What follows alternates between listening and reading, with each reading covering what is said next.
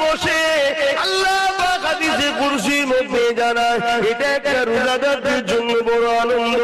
আর একটা হলো রোজাদার দিলকে আল্লাহ নিজের দিদার দেবেন বলেছে। বাবেরা আলী রোজাকে ছাড়বেন না। এই রোজা এক মাস আসছে, রোজা রাখবে, আল্লাহকে খুশি করার জন্য রাখবে। কেন আল্লাহ বলেছে রোজা আমার খাস ইবাদত, নামাজ খাস ইবাদত বলেনি, হজ খাস ইবাদত বলেনি, যাকাত খাস ইবাদত বলেনি, রোজাকে খাস ইবাদত বলেছে। সবই আল্লাহর জন্য। তবে রোজাটা কেন খাস বলেছে? নামাজের মধ্যে লোক দেখানো থাকতে পারে, নাও থাকতে পারে, না দেখানোটাই তো আল্লাহর জন্য।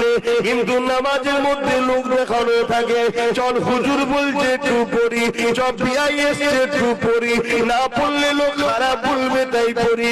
এখানে লোক দেখানো থাকতে পারে, কিন্তু কেউ শুকিয়ে শুকিয়ে থাকবে না।